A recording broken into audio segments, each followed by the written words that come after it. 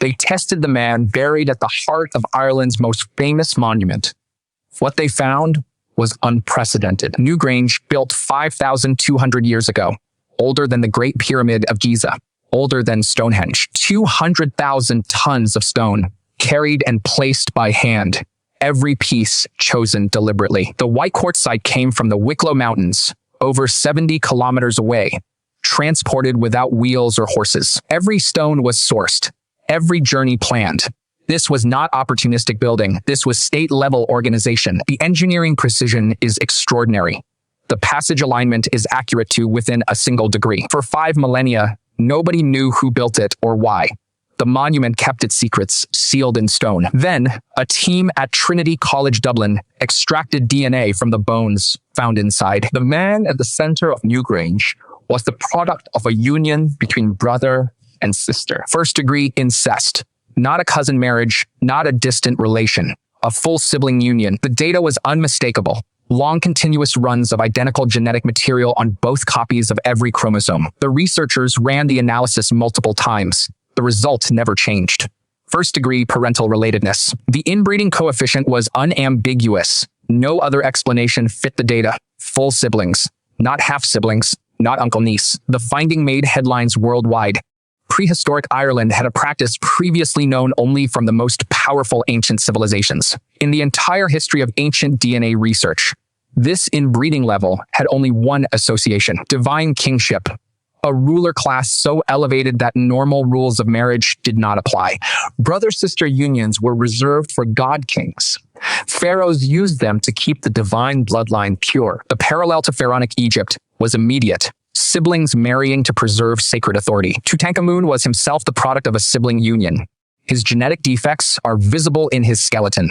The Newgrange king predated him by 2,000 years. The study was led by Laura Cassidy at Trinity College Dublin and published in Nature in 2020. The team sequenced ancient DNA from 44 individuals buried at megalithic tombs across Ireland. Newgrange, North Carrowmore, Carrowkeel, Millen Bay. The Boyne Valley contains 3 massive passage tombs within kilometers of each other. One civilization. The first discovery was the incest, but the second was even more significant.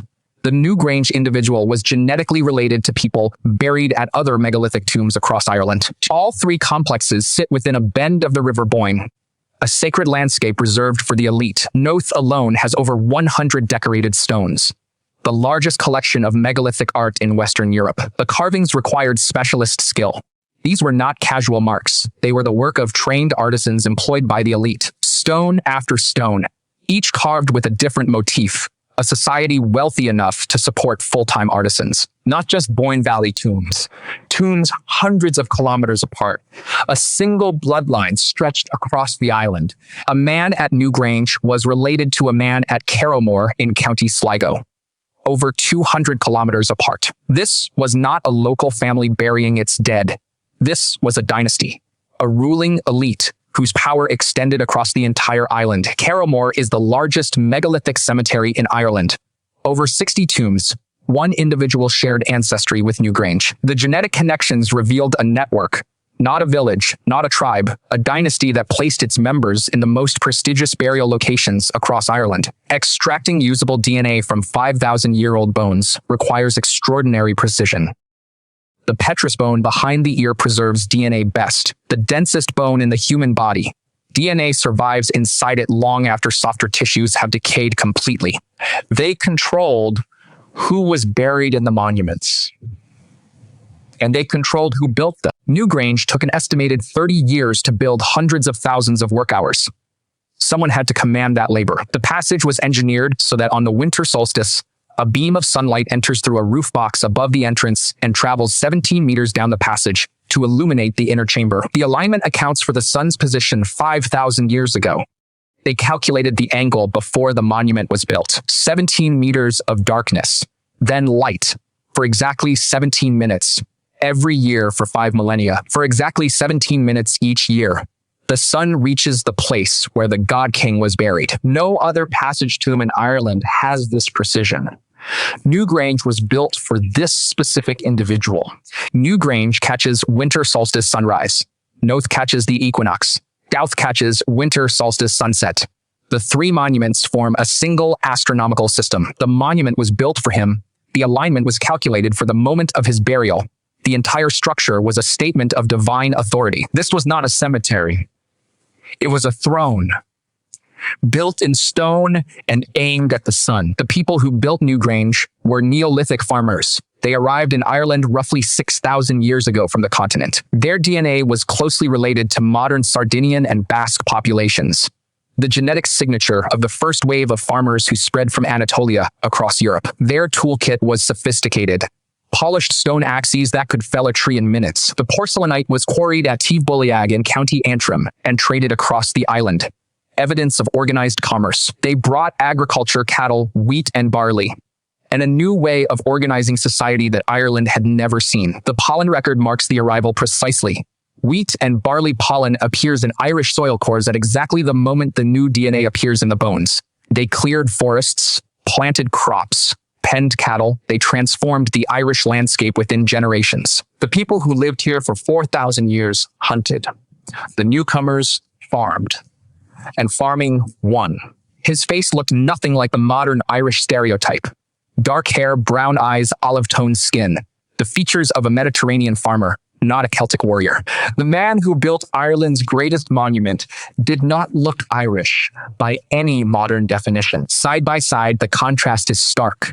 The builders did not match the modern Irish phenotype. Every pigmentation gene told the same story, Mediterranean coloring, not Atlantic pale. But before his people arrived, Ireland was already inhabited. Mesolithic hunter-gatherers had lived on the island for thousands of years. The earliest Irish had dark skin and blue eyes. Hunter-gatherers related to populations found across Mesolithic Europe. They hunted wild boar, gathered hazelnuts, fished the rivers and the coast. For 4,000 years, they were Ireland. Their bones tell the story through isotope analysis, a diet dominated by marine protein salmon eels, shellfish from the coast. They were not primitive.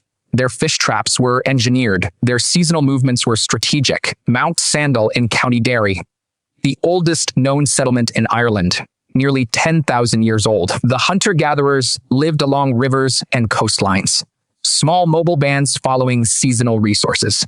Then the farmers arrived from the continent, and the hunter-gatherers disappeared from the genetic record. The first replacement, Ireland's original population, was almost entirely replaced by the incoming Neolithic farmers. The process took centuries.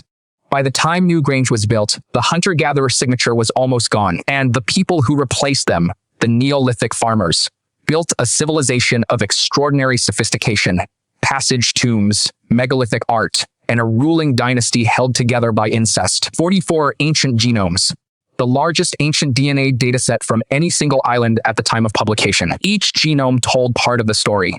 Together, they revealed two complete population replacements. They were organized enough to engineer monuments that still stand 5,000 years later. But Cassidy's team found something else in the DNA, a clue buried in Irish mythology. The Leber Gabala Érenn, the medieval Irish book of invasions, contains a passage about a king who married his sister. The medieval scribes who recorded this myth had no knowledge of DNA. They preserved it as a moral tale about forbidden unions. Oral traditions can preserve real events across extraordinary time spans. Aboriginal Dreamtime remembers the Ice Age. The myth said a king committed incest and was punished. The DNA proved the incest actually happened. The myth described the sun standing still. Newgrange catches the solstice. The myth described incest. The DNA confirmed it. A myth written down in the medieval period preserved a 5,000-year-old memory of a real genetic practice. The dynasty ruled for centuries, but they too were replaced, and the replacement was catastrophic. Around 2500 BCE, a new population arrived in Ireland, and the Neolithic farmers vanished. The Bronze Age genomes from Rathlin Island told the story. 3 men dated to around 2000 BCE. Their DNA was dramatically different from the Newgrange builders. The genetic distance between Neolithic and Bronze Age Irish is enormous, comparable to the distance between modern European and Asian populations. The newcomers did not build passage tombs. They built stone circles, henges, round barrows, a completely different monumental tradition. Different monuments, different burial practices, different DNA. The cultural break matches the genetic break precisely. When the DNA changes and the monuments change at the same time, that is not coincidence. That is replacement. The newcomers cooked differently too. Falat Fiad cooking sites appear only after the genetic transition. Over 6,000 Falat Fiad have been recorded in Ireland, all postdating the genetic replacement. The Rathlin men carried massive steppe ancestry. Yamnaya-related DNA from the Pontic grasslands. The Newgrange builders had zero steppe ancestry. The Rathlin men had roughly a third. In just over 1,000 years, the population had been transformed. Ireland's second replacement. The god kings of Newgrange were replaced by warriors from the steppe. The newcomers brought bronze metalworking, bell beaker pottery, the horse, and the Indo-European language that would evolve into Irish Gaelic. They also brought the physical features now associated with being Irish: lighter skin, red hair, light eyes, all carried on genes that arrived with the steppe migration. The bell beaker phenomenon swept across Europe. Everywhere it appeared, the local genetic profile changed. In Britain, the replacement was approximately 90%. In Ireland, roughly 75%. The Neolithic farmer DNA did not vanish entirely. The features people think of as quintessentially Irish arrived with the people who destroyed the Newgrange dynasty. The builders of Ireland's greatest monument were erased and replaced by the ancestors of the modern Irish. Modern Irish people carry roughly 2/3 steppe ancestry and 1/3 Neolithic farmer ancestry. The hunter-gatherer layer is almost invisible. The Atlantic coast of Ireland, the edge of Europe, and a genetic refuge where older ancestry persisted. A 2018 study identified 23 genetic clusters across Ireland. The sharpest divisions fell along the east-west axis. The Aran Islands, the Burren Connemara, the places where the Newgrange builders' DNA survives at its highest levels. The faces are still there. Dark hair, brown eyes, features that trace not to Spain, but to the farmers who built Newgrange. Geographic isolation preserved what history tried to erase. The Atlantic coast was the last refuge of the oldest Irish ancestry. The replacement was not total. The Neolithic farmer DNA survived in the population, especially in the West. Western Ireland carries higher proportions of pre-Bronze Age ancestry than the East. The Atlantic fringe as a genetic refuge. The dark hair and brown eyes that sometimes appear in Western Irish families are not Spanish Armada survivors. They are the remnants of the Newgrange dynasty's people, the oldest layer of Irish ancestry, surviving in the faces of people who never left the Atlantic coast. The Newgrange builders' genetic legacy also appears in a marker that modern Ireland carries at the highest frequency on Earth. Y-chromosome haplogroup R1b Ireland and the Basque country share the highest frequencies in the world. Both populations descend from the same Atlantic coastal migration. The R1b connection to the Basque has been debated for decades.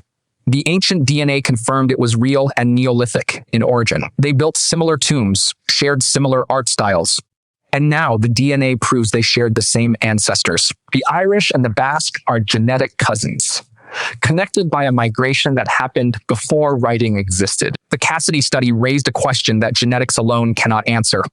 Why did a prehistoric Irish civilization practice royal incest? The practice appeared independently in societies separated by thousands of years and thousands of kilometers.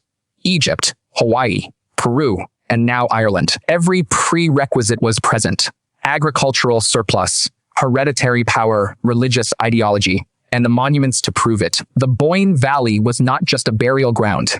It was divine right written in stone. The common thread is not contact between these civilizations. It is the logic of divine kingship itself. When a ruler claims descent from the gods, mixing with commoners dilutes the sacred bloodline. Only sibling marriage preserves it. The man in the basin was the product of that logic, born of incest, buried in a monument aligned to the sun, venerated for millennia. And then his dynasty was swept away, replaced by people from the steppe who brought a completely different world. 800 years. A dynasty that lasted longer than the Roman Empire. And then it ended. The dataset is growing rapidly. Every new genome adds resolution to the picture of who lived in Ireland and when. Trinity College Dublin is now a leading ancient DNA laboratory. Irish bones are rewriting European prehistory. The monuments survived. The DNA survived in fragments, but the civilization that built them was gone. Over 1 million people visit Newgrange each year. Most carry the DNA of those who replaced its builders. They walk through a passage built by people who looked nothing like them.